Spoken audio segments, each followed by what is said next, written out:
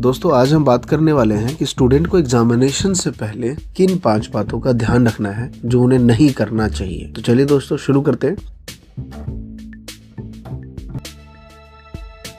नमस्कार दोस्तों, मैं हूं अमरीश और स्वागत है आप सभी का महात्मा जी टेक्निकल में। आजकल आपने देखा होगा आपके मैसेजेस में व्हाट्सएप पे इतने सारे मैसेज आते हैं कि भाई ये सीधा मैसेज डायरेक्ट शिरडी से आया है साईं बाबा का। अगर आप इसे 10 स्टूडेंट को या 10 लोगों को शेयर करते हैं तो आप एग्जामिनेशन में 90+, 80+ या फिर आप अपने एग्जामिनेशन में पास हो जाते हैं। ऐसा कुछ लिखा होता है और हम भी बहुत से स्टूडेंट, मैं ये नहीं कहूंगा सारे स्टूडेंट ऐसा करते हैं, बट मैं दोस्तों में सच कहता हूँ बहुत से ऐसे स्टूडेंट्स ये काम करते हैं कि वो सीधा लिया अपने फ्रेंड को, फैमिली मेंबर्स को या अगर रैंडम किसी को सेंड कर दिया। इससे क्या प्रॉब्लम होती है, आपका एक तो माइंड डाइवर्ट होता है, टाइम वेस्ट हुआ, सामने वाला आपको फिर दोबारा रिप्लाई करता है भाई ये क्या है, फिर आप उसे एक्सप्लेनेशन देते हो कि अरे सॉरी बस ऐसे ही मैसेज आया था तो मैंने करा। अब देखो वो आपको कहीं ना कहीं मन में मन कोश रहा होगा। तो ये सारी चीजें ना करें, इससे आपका बिल्कुल माइंड डाइवर्ट होता है ना। एजुकेशन से बिल्कुल एक लिंक से हट के आप एक एक्स्ट्रा करिकुलम एक्टिविटी करने लगते हैं जो बेफिजूल है। अगर भगवान पे सही से श्रद्धा है तो थोड़ा सा आसपास के मंदिर हो लीजिए जो आपके घर के आसपास। इस टाइप की फालतू चीजें बिल्कुल भी ना करें। नंबर 2, बार बार आप अपने फेसबुक पे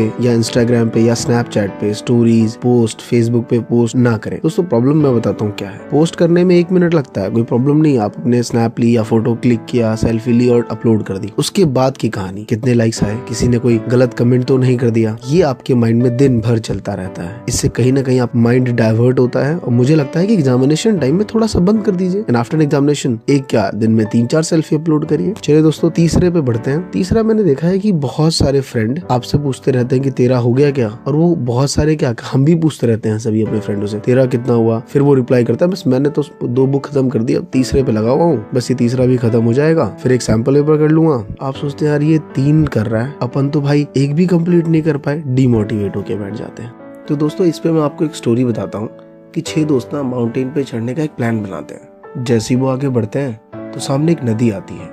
तो आगे वाला कहता है यार पता नहीं ये नदी कितनी गहरी होगी, कहीं हम इसमें गए डूब गया तो। आगे वाला कहता है, दूसरा सुनता है और वो 2 वहीं पे रुक जाते हैं, पर 4 आगे बढ़ते रहते हैं, नदी भी पार कर जाते हैं। आगे एक बहुत बड़ा जंगल आता है। फिर एक कहता है पता नहीं यार इसमें कौन से सांप होंगे, अगर काट लिया तो मैं नहीं जाऊंगा, वो कहता है। दूसरा सुनता है, वो दोनों रुक जाते हैं, पर 2 लोग आगे बढ़ते रहते हैं। फिर जंगल भी पार हो जाता है, आगे देखते हैं। फिर आगे वाला कहता है अरे यार ये तो वहां से देखने से फ्लैट लगता था, यहाँ तो बिल्कुल स्ट्रेट है, कहीं हम गिर गए तो। बट वो कहता है, बट वो रुक जाता है और लास्ट वाला चलता रहता है। और एक टाइम आता है जब उस माउंटेन पे पहुंच जाता है। तो दोस्तों वो क्यों पहुंच जाता है, ये मेरा सवाल है आप सभी से। तो आप लोग जरूर आंसर्स करेंगे कि सर उसका विजन क्लियर था, उसको मालूम था कि उसे कहाँ जाना है, उसने नेगेटिविटी को इग्नोर किया। ये बिल्कुल सही आंसर हो सकता है आपका। लेकिन दोस्तों मेरा आंसर ये है कि वो बहरा था। अगर वो भी सुन लेता, हम जैसा ही होता, तो आई एम श्योर कि वो रुक जाता। लेकिन वो बहरा था। इसीलिए इस टाइम किस स्टूडेंट का कितना कोर्स हो गया, किसका क्या नहीं हुआ, इस पे ना ध्यान देके अपने पे ध्यान दीजिए कि मैंने कितना कवर कर लिया, इतने टाइम में मैं कितना कवर करूंगा और मुझे आगे कितने टाइम में क्या करना है।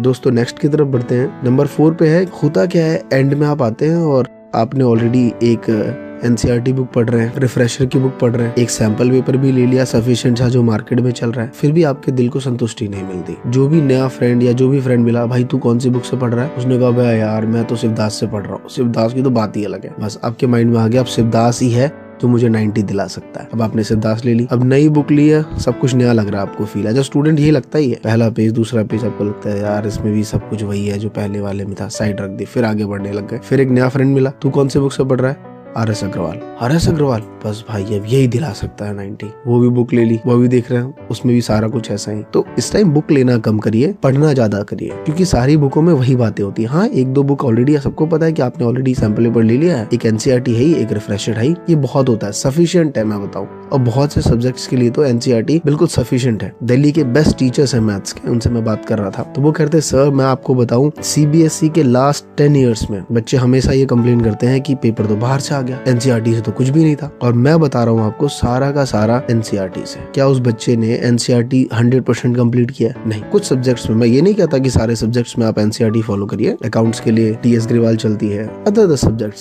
सबकी अपनी अपनी बुक्स है, तो मैं ऐसा नहीं कह रहा आप NCERT फॉलो करिए, बट एक लिमिटेड 1-2 बुक ली, बस पढ़ाई पे ज्यादा फोकस रखिए। और दोस्तों मैंने बहुत सारे स्टूडेंट को कमेंट किया, वो बार बार कंप्लेन कर रहे थे सर मेरा ट्यूशन का टाइम मॉर्निंग में है, या फिर आपने जो टाइम बताया उस टाइम मेरे ट्यूशन का टाइम है। तो मैंने उनसे हर एक के कमेंट में आंसर दिया है कि आप टाइम टेबल फ्लक्चुएशन कर सकते हैं कि भाई 2 घंटे अभी नहीं पढ़ रहा हूँ तो ट्यूशन के आने के बाद ये मेरा टाइम है। अगर मैं 6 to 8 नहीं पढ़ पा रहा तो मैं 8 to 10 पढ़ लूंगा। बट मैंने आपसे एक बात हर एक के कमेंट में लिखी है कि टाइम जो है वो चेंज नहीं होना चाहिए। मतलब 8 आवर्स पर डे पढ़ना है तो पढ़ना है दोस्तों। टाइम टेबल कुछ भी हो जाएगा, ऊपर हो जाए नीचे हो जाए, कहीं फ्रेंड के यहाँ चले गए, लेट आए वहां से, कोई बात नहीं, लेकिन 24 घंटे में जो 8 आवर्स हमें कंप्लीट करने हैं वो करने हैं। डेडिकेशन बहुत बड़ी चीज होती है। कोई बात नहीं, अरे प्लान ए काम नहीं कर रहा तो अल्फाबेट में 25 लेटर्स और भी होते हैं, उन्हें भी यूज करिए। और दोस्तों नंबर 5 पे है कि इसमें नहीं करने वाली बात नहीं है, ये करने वाली बात है। इस टाइम आप क्या करिए दोस्तों, मैंने बहुत से लोगों को ये एडवाइस करा था कि आप सॉल्व करिए, मतलब इलस्ट्रेशन या एग्जाम्पल कर। अगर आपका इंटरेस्ट नहीं है पढ़ने में तो उस सब्जेक्ट का इलस्ट्रेशन पढ़िए पहले या एग्जाम्पल करिए। और अब उसमें मैं एक बात ऐड कर देना चाहता हूँ हम सभी के लिए कि दोस्तों इलस्ट्रेशन से ना कॉन्फिडेंस तो एक थोड़ा इंटरेस्ट तो आ जाता है बट कॉन्फिडेंस नहीं मिलेगा। कॉन्फिडेंस के लिए आपको न्यूमेरिकल करने पड़ेंगे, मतलब पेपर, अनसॉल्व पेपर अब करना स्टार्ट करिए। अब टाइम नहीं है, 30 डेज बचे हैं, ओनली 30 या उससे भी कम मैं कहूँ तो अब अनसॉल्व पेपर करना स्टार्ट करिए। फिर उसके आंसर्स चेक करिए, अगर उसके पीछे आंसर्स गिवन है, जिसके आंसर साथ साथ में गिवन है, जैसे क्वेश्चन सामने नीचे आंसर, वैसे क्वेश्चन आप भूल के भी मत करिए। अगर आपने ऑलरेडी थोड़ा बहुत इंटरेस्ट जगा लिया है अपना तो, अगर अभी भी नहीं है तो इलस्ट्रेशन थोड़ा करिए, फिर बाद में अनसॉल्व पे फोकस करिए। और ऐसे क्वेश्चन बिल्कुल भी ट्राई मत करिए इसका क्वेश्चन ऊपर आंसर सामने, क्योंकि दोस्त ये ना स्टूडेंट को लगता ही ऐसा, भाई थोड़ा देख लिया तो क्या हो गया, हेल्प मिलती है, हिंट है, इससे थोड़ा सा मतलब एक ना गो थ्रू हो जाता है। ये बिल्कुल भी नहीं, अनसॉल्व करने की प्रैक्टिस करिए, कॉन्फिडेंस यहाँ बिल्डअप होता है आपका। और दोस्तों किसी ने कहा है, कोई जब आपसे पूछे ना कि कब तक पढ़ेगा तो आंसर बड़े प्यार से देना कि तब तक पढ़ता रहूंगा जब सबसे ज्यादा टफ क्वेश्चन सबसे ज्यादा इजी ना लग जाए। और दोस्तों अब इंतजार करना बंद कर दो, क्योंकि सही समय कभी नहीं आता। दोस्तों ये कुछ टिप्स थी जो कुछ नहीं करने की और लास्ट में करने की। आई होप कि आपको ज्यादा समझ आया हो। इसमें बहुत सी बातें आप पहले से जानते होंगे, मैं जानता हूँ, बहुत से लोग नहीं भी जानते हैं। और आप लोगों का बड़ा प्यार और स्नेह मेरे लिए आ रहा है कमेंट में, इतना थैंक यू सो मच। मैं बार बार रिपीट कर रहा हूँ आपको, और ऐसे ही कमेंट करते हैं दोस्तों, मैं बहुत मोटिवेट होता हूँ आपके लिए, और इससे भी और अच्छी वीडियो मैं आपके लिए बनाऊंगा।